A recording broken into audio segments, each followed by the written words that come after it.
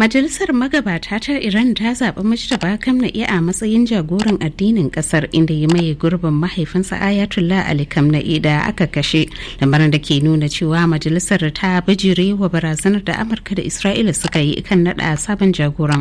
Ka misali na ɗauke da ƙarin bayani. A cikin sanarwar da majalisar magabatan Iran ɗin ta fitar a jiya Lahadi, ta ce Mujtaba Kamna'i mai shekaru 56 ya zama jagoran addinin kasar na uku a tarihi bayan da wakilan majalisar suka kada masa ƙuri'a. A baya dai shugaban Amurka Donald Trump ya yi watsi da yunkurin naɗin sabon jagoran, domin ko a jiya Lahadi sai da ya sake jaddada cewar sai ya saka baki a lamarin naɗin sabon shugaban. A yayin wata zantawa da kafar talabijin ta ABC ta yi da shi gabanin sanar da naɗin na Mujtaba, Trump ya kuma yi barazanar cewar duk wani wanda aka nada ba tare da sun amince da shi ba, to ko shakka babu za su kau da shi, kamar yadda ita ma rundunar sojin Isra'ila ta yi irin wannan barazanar. To sai dai ministan harkokin wajen Iran Abbas Arabci ya ce Tehran ce ta zaɓi sabon jagoran nata ba tare da katsalandan daga wani ko wata ƙasa ba. Ana da yi wa sabon jagoran Mujtaba kallon mai ra'ayin 'yan mazan jiya, musamman saboda alakar shi da dakarun kare juyin juya halin musulunci a Iran. Ta shugaba Emmanuel Macron na Faransa ya sanar da cewa ya yi wata tattaunawa da takwaransa na Iran Masoud Pezeshkian tare da buƙatar ƙasar ta kawo ƙarshen har-haren da take kaiwa makwabtanta baya ga buɗe mashigin Hormuz don bayar da damar hada-hada yadda ya kamata.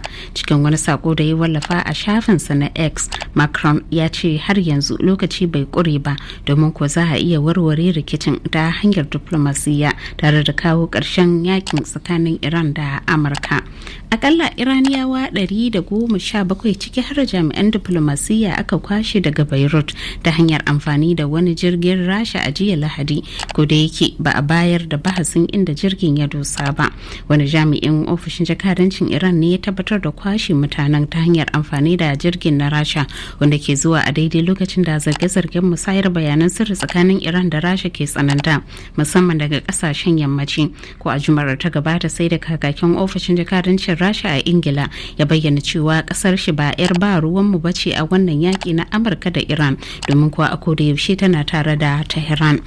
Wani nazari ya nuna yadda Amurka ta karkata wajen samarwa Isra'ila tsaro 100% ba tare da la'akari da sauran kasashen yankin Gulf da suka bata gagarumar gudunmawa ba.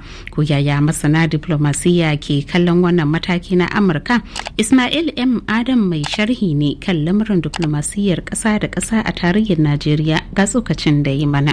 To wannan ya nuna cewa su kasashen larabawa ba, wato Amurka ba ta damu da su ba gaskiya.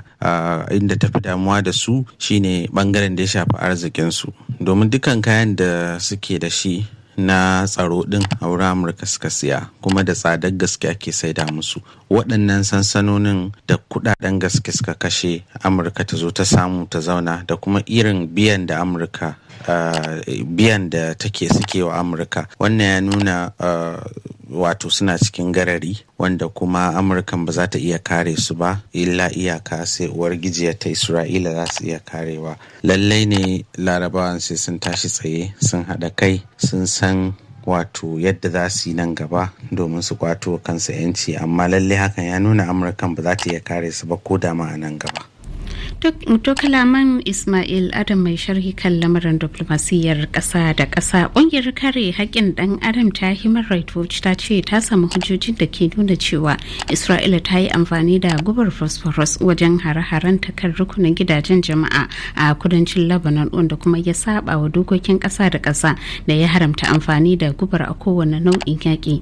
Rahoton da Human Rights Watch ta fitar bayan bibiyar hare-haren da Isra'ila ta tsananta a iyakarta da Lebanon ta kudanci, wato yankin da take shirin kwacewa, inda yanzu haka ta kashe mutane fiye da 400. Dukkanin hujjoji sun nuna cewa kasar ta Yahudu ta kashe mutane ta hanyar amfani da gubar. Gwamnatin jihar Katsina ta yankin arewa maso yammacin Najeriya ta ce dakarun sojin kasar sun kashe 'yan ta'adda 45 a arangamar da suka yi da ɓata garin cikin makon jiya. Kwamishinan tsaro na jihar ta Katsina Nasir Ma'azu cikin wata sanarwa da ya fitar ya ce an yi arangamar tsakanin 'yan bindiga bindiga da dakarun sojin Najeriya ne a ranar Juma'ar da ta gabata bayan da sojojin suka bi sahun 'yan bindigar da suka saci shanu a Alhamis din makon jiya, wanda ya kai ga arangamar tare da kisan mutanen 45. Matatar man Dangote a Najeriya ta sake kara farashin man fetur da akalla naira 121, wanda ya mayar da farashin kowace lita guda a depo zuwa 995 daga 874 a baya, karin da ke zuwa a daidai lokacin da kasuwar mai ke fuskantar tarnaki sakamakon yakin Iran da Amurka. Yanzu haka farashin man da ake siyarwa a gidajen man da ke sassan kasar na kaiwa naira 1,100.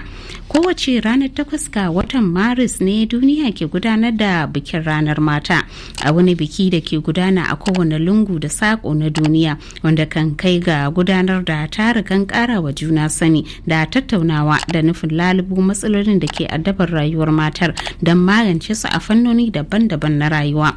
Kamar sauran kasashen duniya, Afirka ma na wannan biki wanda ke gudana a kowace shekara. Kuma Hajiya Hauwa Sharif Abbas, sarauniyar matan Duwala, na sahun waɗanda ke ɗabbaka wannan rana ga kuma tsokacin da ta yi wa Ahmad Alhassan.